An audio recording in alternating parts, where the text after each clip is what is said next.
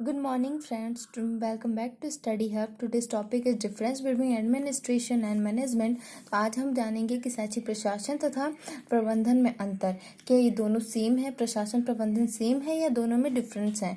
तो हम जान रहे हैं कि दोनों में बहुत बड़ा डिफरेंस है, प्रशासन और ये हो गया प्रबंधन। ठीक है, प्रबंधन को हम व्यवस्थापन भी बोलते हैं।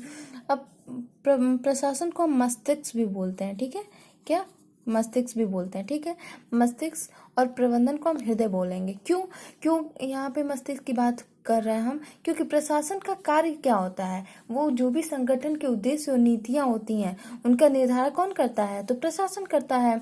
यानी कि जो भी नीतियां होती हैं, जो डिसीजन होता है, वो कौन लेता है, प्रशासन लेता है। यानी कि अगर हम अपना कुछ भी हमारा पर्पज है अपने करियर के लिए, यानी हम सोच लिए कि हमको गवर्नमेंट टीचर बनना है, तो हम अभी सोचे, हम डिसीजन लिए हैं कि हमको ये आगे क्या करना है, तो वो क्या हो गया, तो हम अपने ब्रेन से ही तो सोच रहे हैं, मस्तिष्क से सोच रहे हैं, इसलिए प्रशासन को हम क्या कहेंगे, मस्तिष्क बोलेंगे।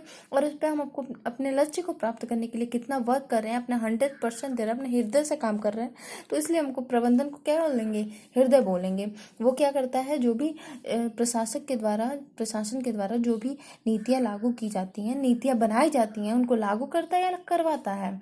ठीक है, उसके बाद से ये किससे संबंधित होता है, टोटल नियम से संबंधित होता है। प्रशासन जो है वो नियम से संबंधित होता है, और प्रबंधन जो है वो जो भी नियम बनाए जाते हैं प्रशासन के द्वारा उनको पूरा करने के लिए, यानी कि अर्थात लक्ष्यों से संबंधित और उद्देश्यों से संबंधित होता है। और चूंकि ये नियम से संबंधित होता है और ये कागजी कार्रवाई पे ज़्यादा बल देता है, यानी कि जो भी चीज़ें हैं वो कागजी कार्रवाई पे अधिक बल देता है, लेकिन प्रबंधन जो है वो परिणामों पर अधिक बल देता है। अब देखो, जो भी नीतियाँ होती हैं खास करके शिक्षा के क्षेत्र में, वो क्या होती हैं, कठोर और परंपरागत होती हैं। तो ये नीतियों से संबंधित होता है, इसलिए क्या होता है, कठोर तथा परंपरागत होता है प्रशासन। और प्रबंधन क्या होता है, गतिशील तथा काल्पनिक।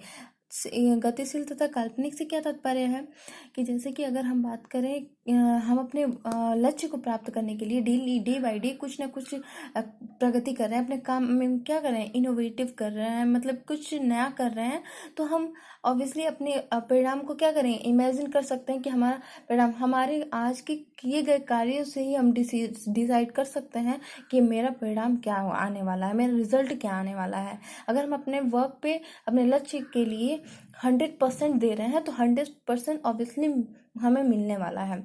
तो उसके बाद से नेक्स्ट पॉइंट है कि परिणाम आसानी से नहीं नापे जाते। अब हम इसमें डिसीजन ले रहे हैं ना, तो हम इसमें परिणाम कहाँ से नाप सकते हैं, तो इसमें हम परिणाम क्या है, नहीं नाप सकते हैं।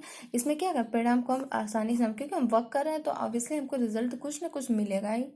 उसके बाद से इसमें क्या होता है, जो भी प्रशासन का नीति वगैरह कौन बनाता है, तो उच्च स्तरीय के जो प्रबंधक होते हैं वो नीतियां बनाते हैं, और उनको फॉलो या लागू कौन करता है, तो उनको मध्य तथा निम्न स्तरीय प्रबंधक करते हैं। तो ये समझ में आ गया आपको।